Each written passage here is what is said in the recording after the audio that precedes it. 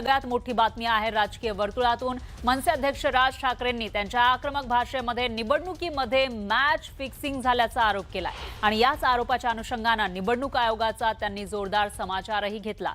स्थानिक स्वराज्य संस्था निवडणुकांच्या पार्श्वभूमीवर मनसेच्या मेळाव्यात राज ठाकरेंनी सत्ताधाऱ्यांना इशारा दिला। स्थानिक पक्षांना संपवण्याचा कट सुरू आहे। मतदार यादीमध्ये बनावट मतदार घुसवले जात आहेत, याकडे राज ठाकरेंनी लक्ष वेधलं। तर जवळपास 96 लाख खोटे मतदार यादीमध्ये समाविष्ट करण्यात आल्याचा गंभीर आरोप राज ठाकरेंनी केला आणि निवडणूक आयोगावर टीका केल्यावर सत्ताधारी का चिडतात असा सवाल त्यांनी उपस्थित केला। याबाबत राज ठाकरेंनी आश्चर्यही व्यक्त केलं। अशा निवडणुका होणार आपल्या देशात? मग कशासाठी प्रचार करायचा, कशासाठी उमेदवार भरायच्या, कशासाठी निवडणुका लढायच्या, कशासाठी पैसे खर्च करायचे, कशासाठी मतदारांनी रांगेमध्ये उभं राहायचं आणि मतदान करायचं? अशा प्रकारच्या निवडणुका जर होत असतील तर हा संपूर्णपणे या महाराष्ट्रातल्या आणि देशातल्या मतदारांचा अपमान आहे। तुम्ही मत द्या नाही तर नका देऊ। मॅच फिक्सिंग झालेलं आहे, मॅच सेट आहे। अगदी खात्रीलायकरित्या समजलेली गोष्ट तुम्हाला सांगतो की आत्ताच्या या होणाऱ्या निवडणुकांना त्यांनी 1 जुलैला यादी बंद करून टाकली। त्याच्या अगोदर काही काम म्हणजे विधानसभेला तर होतेच भरलेले, त्याच्यानंतर जवळपास 96 लाख खोटे मतदार महाराष्ट्राच्या यादीत भरलेत। मुंबईमध्ये असेच 8, 8.5 लाख, 10 लाख, ठाण्यामध्ये असेच 8, 8.5 लाख, पुण्यामध्ये भरलेत।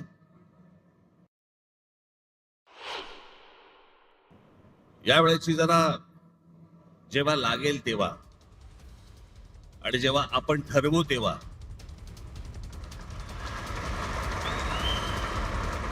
निवडणूक लागेल। ज्या प्रकारचा सगळा गोंधळ सुरू आहे मतदार याद्यांमध्ये, हा आत्ताचा नाहीये, हा गेल्या काही वर्षांचा आहे।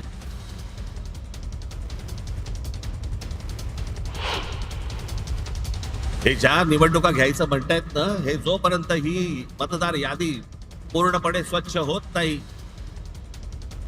सर्व राजकीय पक्षांचं समाधान जोपर्यंत होत नाही, तोपर्यंत या महाराष्ट्रामध्ये निवडणुका घेऊनच दाखवा।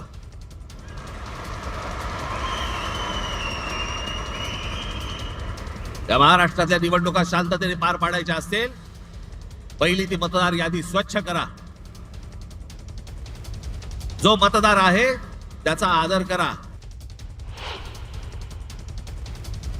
आणि आम्ही जे निवडणूक आयोगावरती बोलतोय, निवडणूक आयोगाला ह्या याद्या सुधारा म्हणून सांगतोय, मला समजत नाही सत्ताधारी पक्षाचे लोक का चिडतायत। लागतंय ना कुठेतरी।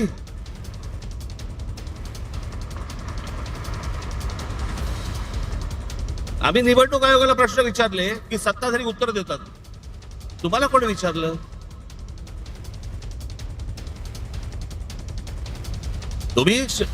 तुम्हाला वाटतंय, तुम्हाला राग येतोय कारण शेण खाऊन ठेवलंय। तर मनसे अध्यक्ष राज ठाकरेंनी निवडणूक आयोग आणि सत्ताधाऱ्यांवर थेट निशाणा साधला। त्यामुळे राज ठाकरेंनी केलेल्या गंभीर आरोपांना सत्ताधाऱ्यांनी सुद्धा तितकंच तिखट प्रत्युत्तर दिलं। निवडणूक आयोग खोटी मतदार यादी असं बोंब मारायचं आहे। त्यांना किती हलवलं तरी ते हलणार नाहीत। ते अशा प्रकारचं नॅरेटिव्ह सेट करण्याचा त्यांचा अजेंडा आहे आणि त्याच्यामुळं मला वाटतं की अशा प्रकारे मतदार यादीवर आक्षेप घेत असताना लोकसभेची निवडणूक झाली, विधानसभेची निवडणूक झाली, त्यावेळेला आपण काय झोपा काढत होतात का? आपण संबंधित यंत्रणांकडे त्या ठिकाणी तक्रारी देत पाठपुरावा करायला हवाय। बैल गेला आणि झोपा केला। दरम्यान मनसे अध्यक्ष राज ठाकरे पुन्हा एकदा तयारीनं मैदानात उतरलेले आहेत। निवडणुकांचं बिगुल अजून वाजलेलं नाही, मात्र राज ठाकरेंनी गोरेगावच्या नेस्को सेंटरमधील मनसेच्या मेळाव्यात पुन्हा लाव रे तो व्हिडिओ असं म्हणत रणधुमाळीला सुरुवात केली आहे। राज ठाकरेंनी न्यूज 18 लोकमतच्या बातमीचा व्हिडिओ मनसेच्या कार्यकर्त्यांना दाखवला। शिवसेनेचे पैठणचे आमदार विलास भुमरे यांनी एका कार्यक्रमात 20,000 मतदार बाहेरून आणल्याचं वक्तव्य केलं होतं आणि तोच व्हिडिओ यावेळी दाखवण्यात आला. तर आपल्या वक्तव्याचा चुकीचा अर्थ काढल्याचं स्पष्टीकरण आमदार विलास भुमरेंनी दिलं.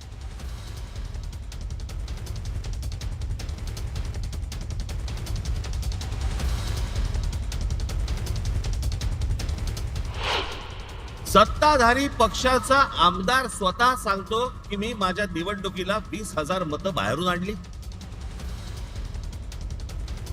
जाहीररित्या भाषणामध्ये बोलतो. पैठणचे आमदार आहेत भुमरे म्हणून. त्या दिवशी त्यांनी भाषण केलं, त्या भाषणामध्ये त्यांनी सांगितलं. मग शिंदेने त्याला काहीतरी डोळा मारला का काहीतरी केलं की दाढीवरनं हात फिरवला. मग लगेच तो बोलला नाही नाही, जे बाहेर गेले होते स्थलांतरित होते त्यांना मी आणलं. बघा तुम्ही तुमचंच बघा. पैठणचे आमदार विलास बापू भुमरे यांनी भाषणामध्ये बोलताना त्यांनी विधानसभा निवडणुकीत 20,000 मतदार हे बाहेरून आणले असं सांगितलं. मात्र शिंदे यांनी इशारा करताच विलास भुमरेंनी सारवासारव केली. मतदान बाहेरून आणलं म्हणजेच स्थलांतरित मतदार होते, त्यांना मतदान करण्यासाठी विधानसभेच्या वेळी आणलं असा खुलासा किंवा सारवासारव त्यांनी केली. त्यानंतर सभागृहामध्ये एकच हशा पिकला.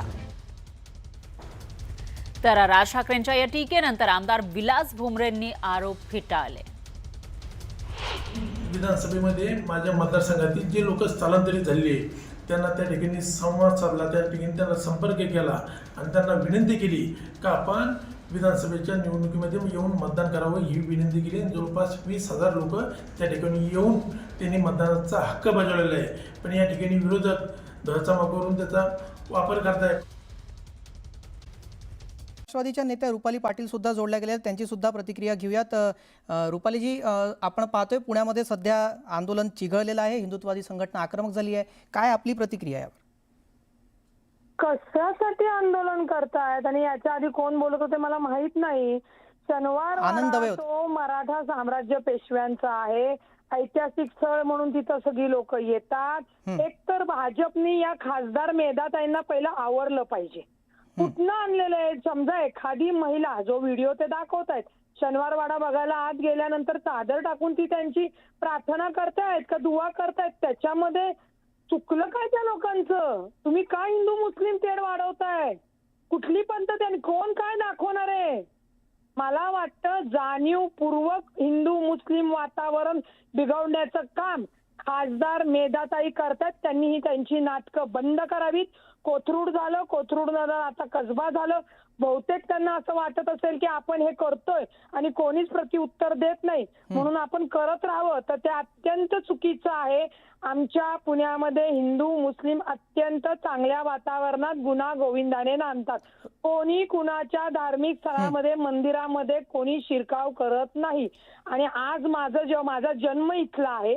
मेधाताई लग्न करून इकडे आल्या असतील, मला माहित नाही त्यांचं. ती जी काही दिवा वगैरे बत्ती लावलेली असेल, कोणतरी मुस्लिम असेल तर तिथं ती जे काय त्यांच्या देवाचं आहे तिथं दिवाबत्ती करत असेल, म्हणजे ती काय त्यांच्या पप्पाची जागा होत नाही, जशी मेधाताईंच्या पण पप्पाची जागा नाहीये ती.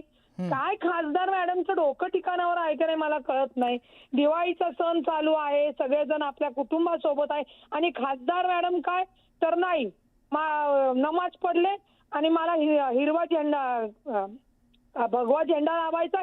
काय करणार तुम्ही? रुपालीताई, पण हे शनिवार वाडा हे जे ऐतिहासिक स्थळ आहे या ठिकाणी हे पुरातत्व विभागाच्या अंडर येतं आणि तिथे असा दावा करण्यात आलेला आहे की कुठलीही धार्मिक कृती करण्यासाठी बंधन आहे, त्यामुळे त्यांनी हे करायला नको. एक लक्षात घ्या, काय दावा करण्यात आलाय आणि तुम्ही जे काय म्हणताय हे आता ही बातमी येते. शनिवार वाड्यामध्ये ऐतिहासिक स्थळ म्हणून सगळे येतात. तुम्ही जो व्हिडिओ दाखवताय तिथं चादर टाकून त्या बुरख्यातल्या माता भगिनी बसल्या आहेत आणि त्यांनी तिथं जर समजा तिथं बसून त्यांनी प्रार्थना केली म्हणजे काय शनिवार वाड्याचं पावित्र्य नाही नष्ट होत. ही कुठली वृत्ती लावतायत मेधा कुलकर्णी आणि कशासाठी लावतायत? मध्ये पण त्यांनी शनिवार वाड्यामध्ये ज्यांचा मालकीचा वाडा आहे त्याच्या इथं कुणीतरी हिरवं रंग लावला होता, मग यांनी जाऊन आपला भगवा रंग लावला. अहो अशाने देव पावत नसतो आणि हिंदुत्व आणि कुठलीच जात सिद्ध होत नसती. जी ठीक. आणि तुम्ही खासदार आहेत, संविधानानुसार वागा. तुम्ही सर्व जाती धर्माच्या लोकांच्या खासदार आहेत. तुम्ही कशासाठी आमच्या पुण्याचं ही नोटंकी करून वातावरण बिघडवत आहेत? खासदार मेधा कुलकर्णींवर गुन्हा दाखल केला पाहिजे पहिला. जी ठीक आहे. धन्यवाद रुपालीताई, आपण या संदर्भात न्यूज 18 लोकमतशी चर्चा केली त्यासाठी.